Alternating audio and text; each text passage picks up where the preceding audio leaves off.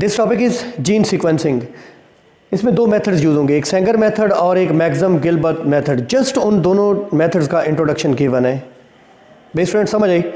अच्छा देखें, Frederick Sanger जो हैं ये मॉडर्न बायोलॉजी या बायोटेक्नोलॉजी में इनका बहुत बड़ा नाम है। ठीक है जी। इन्होंने डीएनए न्यूक्लियोटाइड्स का सीक्वेंस मालूम करने के लिए एक मेथड इजाद किया था जिसको सेंगर मेथड या सेंगर सीक्वेंसिंग कहते हैं, जिसको चेन टर्मिनेशन मेथड भी कहते हैं, जिसको एंजाइमेटिक सीक्वेंसिंग भी कहते हैं। मुख्तलिफ नाम दिए जाते हैं। अच्छा, डीएनए सीक्वेंसिंग या जीन सीक्वेंसिंग का मतलब क्या है? हमें मालूम हो कि एक जीन जैसे इंसुलिन जीन है, इसके अंदर कौन कौन से न्यूक्लियोटाइड्स हैं और उनका सीक्वेंस क्या है। स्टूडेंट्स न्यूक्लियोटाइड समझते हैं ना? डीएनए के पार्ट्स को जीन्स कहते हैं जो एक प्रोटीन के लिए कोड करते हैं, और हर जीन का एक सीक्वेंस होता है।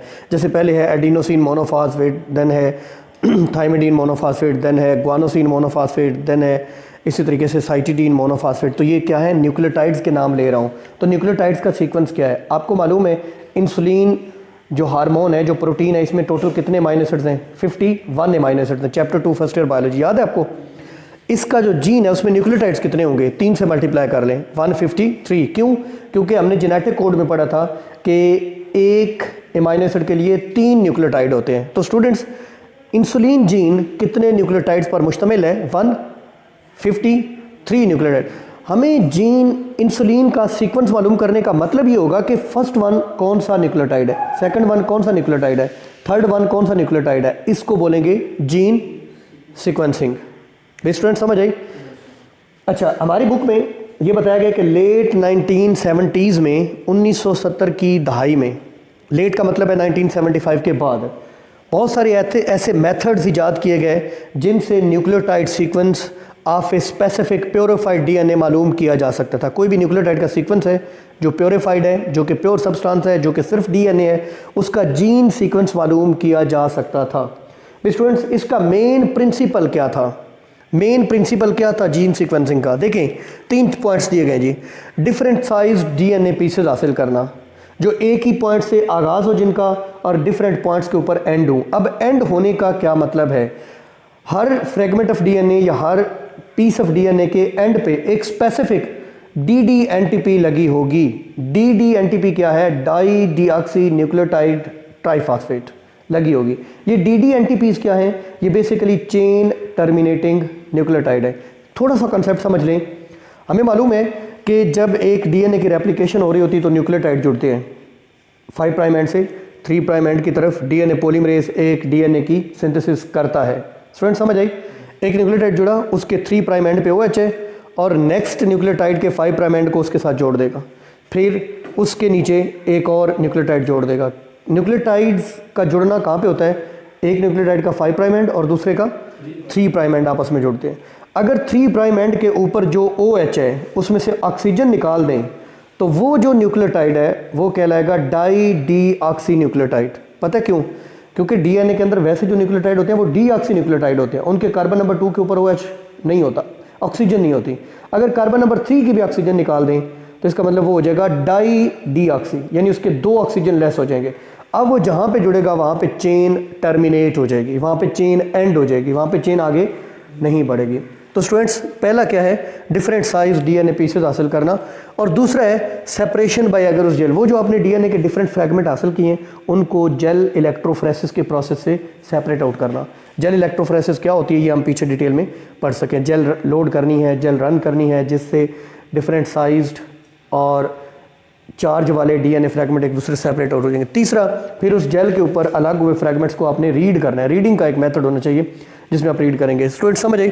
2 मेथड इस्तेमाल होते हैं डीएनए को कट करने के लिए। वन फ्रेडरिक सेंगर ने दिया था जिसको सेंगर मेथड कहते हैं, दूसरा मैक्सम और गिलबर्ट ने दिया था जिसको मैक्सम गिलबर्ट मेथड कहते हैं। स्टूडेंट्स, सेंगर मेथड में क्या किया जाता है? डीडीएनटीपीज का इस्तेमाल किया जाता है। डीडीएनटीपीज क्या है? डाई डीऑक्सी न्यूक्लियोटाइड ट्राइफॉस्फेट का इस्तेमाल किया जाता है, जिससे क्या होता है? फ्रैगमेंट जो है वो उसकी चेन जो ग्रोथ है या चेन सिंथेसिस है वो क्या हो जाती है? स्टॉप हो जाती है। मैक्सम गिलबर्ट मेथड में क्या किया जाता है? डीएनए को केमिकली कट किया जाता है स्पेसिफिक पॉइंट से।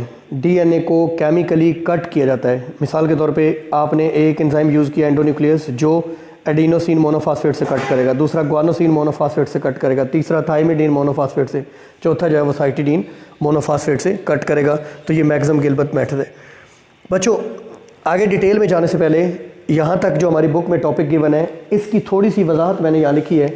सेंगर मेथड के हवाले से आपने सीक्वेंसिंग करनी है तो आपको रिक्वायरमेंट्स क्या हैं, क्या क्या चाहिए। आपको चाहिए एक डीएनए पॉलीमरेज, ये एंजाइम है एक जो क्या करता है, रेप्लिकेशन ऑफ डीएनए करता है। डीएनए का एक न्यूक्लियोटाइड एक न्यूक्लियोटाइड सीक्वेंस या एक थ्रेड अगर मौजूद हो तो उसके साथ दूसरा थ्रेड सिंथेसाइज कर सकता है। नाम से ज़ाहिर है डीएनए पॉलीमरेज डीएनए की पॉलीमराइजेशन करता है। याद कीजिए चैप्टर 20 रेप्लिकेशन ऑफ डीएनए में हमने पढ़ा था। याद है इसके दो इसकी लिमिटेशंस है। एक, ये रेप्लिकेशन के प्रोसेस को इनिशिएट नहीं करता। इनिशिएट करने के लिए इसको क्या दरकार होता है, प्राइमर। दूसरी बात, ये सिर्फ 5 to 3 prime nucleotide DNA synthesize कर सकता है। समझ आ गई बात। अच्छा, दूसरा ये इन विट्रो रेप्लिकेशन होगी। इन विट्रो रेप्लिकेशन क्या होती है, इन वीवो तो है जो लिविंग ऑर्गेनिज्म के अंदर होती है, और इन विट्रो जो आउट ऑफ लिविंग ऑर्गेनिज्म होती है। इसके लिए हम यूज़ करेंगे D NTPs, di deoxy nucleotides, di deoxy nucleotides. भी स्टूडेंट समझ आई। और यूज़ करेंगे चेन टर्मिनेशन न्यूक्लियोटाइड, ये चेन टर्मिनेशन न्यूक्लियोटाइड्स ही हैं। अच्छा, सेंगर मेथड जो है ना ये वाइडली यूज्ड मेथड है, बहुत बड़े पैमाने पे इस्तेमाल होता है, इसका बहुत ज़्यादा इस्तेमाल है। इससे पहले कई मेथड्स थे लेकिन वो डिफ़िकल्ट थे, एक्सपेंसिव थे, लेकिन जब ये मेथड आया ये सिंपल था, क्विक था, लेस एक्सपेंसिव था, इकोनॉमिकल था, सस्ता था, इसलिए इसका इस्तेमाल बढ़ गया। आजकल जो इस्तेमाल होता है ना वो एक नेक्स्ट जनरेशन मेथड इस्तेमाल होते हैं। लेकिन नेक्स्ट जेन मेथड क्या है, हमारी बुक में बताया गया कि ऑटोमेटेड रोबोटिक डिवाइसेस हैं, ऑटोमेटेड रोबोट्स हैं जो खुद रिएजेंट्स लेंगे, इन चीज़ों को लेंगे, खुद मिक्स करेंगे, सैंपल तैयार करेंगे, जेल के ऊपर लोड करेंगे, जेल को रन करेंगे, जेल को रीड करेंगे, आपको सीक्वेंस दे देंगे। इसको बोलते हैं नेक्स्ट जेन मेथड। लेकिन बच्चों नेक्स्ट जेन मेथड को वैलिडेट करने के लिए सेंगर सीक्वेंसिंग आज भी दरकार है। वैलिडेट करना मतलब क्या है, चेक करना कि सही है कि नहीं है। अच्छा, मेथड क्या है, आपको चाहिए template DNA, template single stranded चाहिए। सिंगल क्यों, सिंगल स्ट्रैंडेड क्यों, क्योंकि उसके साथ दूसरा स्ट्रैंड डीएनए पॉलीमरेज सिंथेसाइज करेगा। आपको चाहिए डीएनए प्राइमर। प्राइमर कौन बनाएगा, प्राइमेज एंजाइम। और प्राइमर क्या होता है, 10 न्यूक्लियोटाइड बेसिस का एक सीक्वेंस जो कि आरएनए सीक्वेंस होता है, जो किसी भी डीएनए सिंथेसिस की इनिशिएशन करता है, क्योंकि DNA polymerase process of replication को इनिशिएट नहीं कर सकता। अच्छा, और क्या चाहिए आपको बच्चों, नॉर्मल डीएनटीपीज चाहिए। व्हाट आर नॉर्मल डीएनटीपीज, ये डीएनए के न्यूक्लियोटाइड्स हैं जो डीऑक्सीराइबोन्यूक्लियोटाइड्स हैं, जिसमें 4 होते हैं। कौन कौन से, डीएटीपी, डीजीटीपी, जीटीटीपी और जीसीटीपी है ना। साइटिडीन ट्राइफॉस्फेट है, ग्वानोसिन है, एडिनोसिन है और साइटिडीन है, इस तरीके से। और आपको मॉडिफाइड डीडीएनटीपीज चाहिए। इनको मैंने क्या कहा, चेन टर्मिनेशन न्यूक्लियोटाइड्स। आपको डीडीएनटीपीज भी चाहिए। व्हाट आर डीडीएनटीपीज, मैंने ये डायग्राम ड्रा किया यहाँ पे, ये देखें, ये एक राइबोस शुगर है। अगर कार्बन नंबर 2 के ऊपर ऑक्सीजन निकाल दें तो इसे कहेंगे डीऑक्सीराइबोस शुगर, और अगर कार्बन नंबर 3 से भी ऑक्सीजन निकाल दें इसे कहेंगे डाई डीऑक्सीराइबोस शुगर। ये डाई डीऑक्सी क्यों यूज़ करेंगे, क्योंकि जहाँ पे ये न्यूक्लियोटाइड लगेगा कार्बन नंबर 3 के ऊपर OH होना चाहिए, तब चेन आगे इलांगेट होगी। अगर कार्बन 3 पे O नहीं है, ऑक्सीजन नहीं है, तो ये चेन यहाँ पे टर्मिनेट हो जाएगी, बंद हो जाएगी, ये इसकी सिंथेसिस रुक जाएगी, स्टॉप हो जाएगी। स्टूडेंट समझ आई। आपने डीएनए सैंपल लेना है, डीएनए सैंपल जिसकी सीक्वेंसिंग करनी है, 4 रिएक्शंस आपने करने हैं। स्टूडेंट्स देखें, हमारे पास 4 टेस्ट ट्यूब्स हैं, एक ये है, दूसरी ये है, तीसरी ये है और चौथी ये। 4 रिएक्शंस, 1 2 3 एंड 4।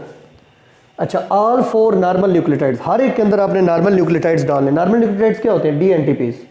बच्चों डीएनटीपीज मतलब डीऑक्सीराइबोन्यूक्लियोटाइड ट्राइफॉस्फेट। हर एक के अंदर 4 डीएनटीपीज डालने, हर एक के अंदर आपने 4 एनटीपीज डालने, हर एक के अंदर 4 एनटीपीज डालने। डीएनए पॉलीमरेज भी डालना है, डीएनए प्राइमेज भी डालना है, और सिंगल स्ट्रैंडेड जो सैंपल डीएनए वो भी डालना है। लेकिन आपने ओनली 1 ऑफ 4 डीडीएनटीपी, इसके अंदर आप डालेंगे, फर्ज करें डीडीएटीपी, इसके अंदर डालेंगे डीडीटीटीपी, इसके अंदर आप डालेंगे डीडीजीटीपी और इसके अंदर डालेंगे डीडीसीटीपी। समझिए बात। डाई डीऑक्सी एडिनोसिन ट्राइफॉस्फेट, ये थाइमिडीन, ये ग्वानोसिन, ये साइटिडीन। स्टूडेंट समझ आई? इसके अंदर भी डीएनए की सिंथेसिस होगी, इसके अंदर भी होगी, इसके अंदर भी होगी, इसके अंदर भी होगी, डीएनए पॉलीमरेज करेगा। लेकिन ये जो हमने कहा था ना starting from same point and ending at different points, इसका मतलब क्या होगा? ये जो टेस्ट ट्यूब 1 है ना, इसके अंदर जितने भी डीएनए के फ्रैगमेंट बनेंगे, मिसाल के तौर पे देखें, ये एक सैंपल डीएनए है, ये एक सैंपल डीएनए है, ये एक सैंपल डीएनए, ये एक सैंपल, सबके अंदर एक जैसा सैंपल डाला है ना। ये प्राइमर बना और प्राइमर के बाद डीएनए की सिंथेसिस शुरू हुई, यहाँ पे आते आते इधर आ गया टी के आगे क्या लगेगा? ये वाला लग गया, तो इसकी सिंथेसिस यहाँ पे रुक गई। ये प्राइमर लगा, इसका ये प्राइमर है, इसका ये प्राइमर और इसका प्राइमर। स्टूडेंट्स समझ आ रही? देखें ये बनना शुरू हुआ और आगे टीटीपी जब लगा, टीटीपी कब लगेगा? जब इधर क्या होगा? एटीपी है ना, एडिनोसिन मोनोफॉस्फेट होगा, तो ये इतना बन के रुक जाएगा, ये फर्ज करे इतना बन के रुक जाएगा, और ये फर्ज करे इतना बन के रुक जाएगा। ये एंड डिफरेंट पॉइंट्स पे हो रहे हैं। किधर एंड हो रहे हैं?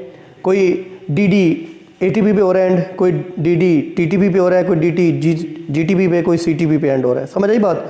तो ये डिफरेंट साइज फ्रैगमेंट्स हमें हासिल हो जाएंगे। इन फ्रैगमेंट्स को हम क्या करेंगे?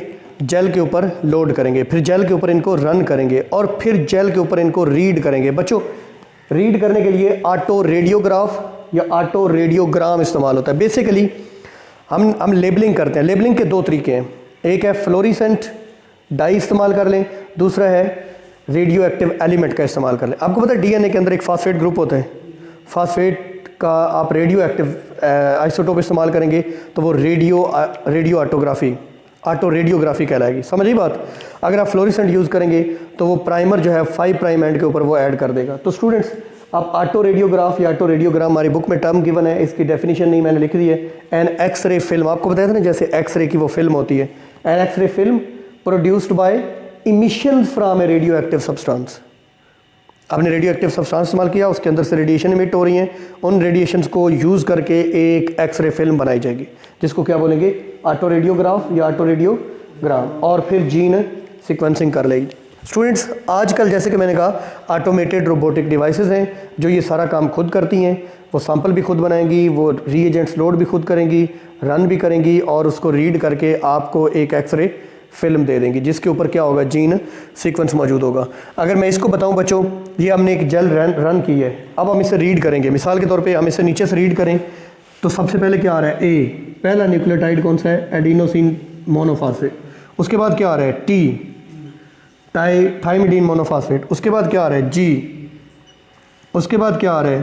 टी। उसके बाद क्या आ रहा है? सी। उसके बाद ए। उसके बाद टी। उसके बाद जी। उसके बाद सी, फिर सी, और उसके बाद ए, और फाइनली क्या आ रहा है? जी। ये हमने एक जेल रन करवाई हुई थी और हमने कहा था कि ये ए है, ये टी है, ये सी है, जी है। फिर इसको नीचे से ऊपर की तरफ रीड करेंगे तो ये हमारे पास जो न्यूक्लियोटाइड सीक्वेंस हो जाएगा ये है सेंगर मेथड की मदद से आने वाला न्यूक्लियोटाइड सीक्वेंस। हम कहेंगे हमारी उस जीन का न्यूक्लियोटाइड सीक्वेंस ये है। स्टूडेंट समझ आई? आजकल टेक्नोलॉजी या ऑटोमेटेड जो डिवाइसेस हैं वो इतनी तरक्की कर गई हैं कि आपको ये 4 डिफरेंट ट्यूब्स बनाने की ज़रूरत ही नहीं, एक ही ट्यूब के अंदर डालते हैं और रन करवाते हैं। इधर एक ऑटोमेटेड मशीन लगा देते हैं या डिटेक्टर लगा देते हैं, वो लेज़र बीम को इस्तेमाल करते हुए डिफरेंट कलर्स होते हैं। एडिनोसिन मोनोफॉस्फेट का और कलर होगा, गुआनोसिन का और होगा, साइटिन का और होगा, थाइमिडीन का और होगा। वो चारों कलर्स को रिकॉर्ड करेगा और फिर आपको रिकॉर्डेड शक्ल में एक एक्सरे फिल्म दे देगा। स्टूडेंट समझ आई? कौन कौन से जानदार हैं जिनके अब तक न्यूक्लियोटाइड सीक्वेंस या जीन सीक्वेंस या पूरा जीनोम सीक्वेंस किया जा चुका है? नंबर 1 पे प्लांट क्लोरोप्लास्ट। प्लांट के अंदर पता है क्लोरोप्लास्ट होता है जो कि सेल्फ रेप्लिकेटिंग ऑर्गेनेली है, इसके डीएनए को कम्प्लीटली सीक्वेंस किया जा चुका है। एनिमल्स माइटोकॉन्ड्रिया को भी सीक्वेंस किया जा सकता है। आपको पता है माइटोकॉन्ड्रिया भी सेल्फ रेप्लिकेटिंग ऑर्गेनेली, इसका अपना डीएनए होता है। बहुत सारे बैक्टीरिया को, बहुत सारे यीस्ट को, नीमाटोड वर्म, आपको पता है ये राउंड वर्म्स भी इनको कहते हैं। ड्रासोफिला मेलानोगैस्टर जो कि फ्रूट फ्लाई है, उसका जीनोम सीक्वेंस किया जा चुका है। अरेबिडोप्सिस एक मॉडल प्लांट है जो कि मुख्तलिफ एक्सपेरिमेंट्स के लिए इस्तेमाल होता है, उसका भी जीनोम सीक्वेंस किया जा सकता है। माउस का किया जा चुका है, ह्यूमन का किया जा चुका है और ह्यूमन के बहुत सारे जो पैथोजेंस हैं उनका किया जा चुका है। पैथोजेंस क्या होते हैं? जो ह्यूमन में डिजीजेज काज करते हैं। बेस्ट फ्रेंड समझ आई? एक तो शॉर्ट क्वेश्चन इसमें से बन सकता है वो कौन कौन से ऑर्गेनिजम्स हैं जिनका जीनोम सीक्वेंस किया जा चुका है, ये आपने नामजद कर लेने। जीनोम सीक्वेंस के लिए 2 मेथड्स लिखे हैं, तो कौन कौन से हैं? सेंगर्स मेथड, जिसको सेंगर सीक्वेंसिंग भी कहते हैं, जिसको एंजाइमेटिक सीक्वेंसिंग भी कहते हैं, जिसको चेन टर्मिनेशन मेथड भी कहते हैं। दूसरा मैक्सम गिल्बर्ट मेथड, जिसको केमिकल मेथड भी कहते हैं। स्टूडेंट समझ आई। फिर आ सकता है right 3 principles of the gene sequencing, वो 3 प्रिंसिपल्स, ये शॉर्ट क्वेश्चन, ये शॉर्ट क्वेश्चन और ये शॉर्ट क्वेश्चन, ये 3 शॉर्ट क्वेश्चन जो है इस टॉपिक में से रेज हो सकते हैं। Any confusion? क्लियर है?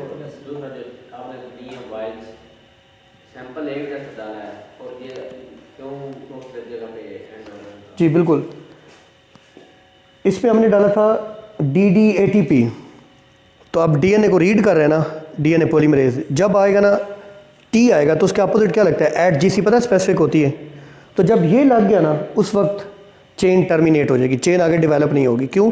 क्योंकि ये डाई डीऑक्सी है, इसके कार्बन नंबर 3 पे OH नहीं है। OH हो तो चेन आगे सिंथेसाइज होगी, चेन सिंथेसिस रुक जाएगी। इस वजह से ये डिफरेंट जगहों के ऊपर एंड होगा, कोई ATP, कोई GTP, कोई CTP, कोई TTP, मुख्तलिफ जगहों के ऊपर एंड होगा, चेन टर्मिनेट होगी। और हमें मालूम होगा कि ये जो है ये लेन, इस लेन के अंदर हमने वो सैंपल डाला है जो वाइल 1 में से था, इसके अंदर वो सैंपल डाला जो वाइल 2 में से था, इसमें वो डाला जो 3, और ये इसमें वो डाला जो 4 में था। मुख्तलिफ वाइल्स यूज़ कर ली। भाई समझ आई? Any other question? अल्लाह हाफ़िज़।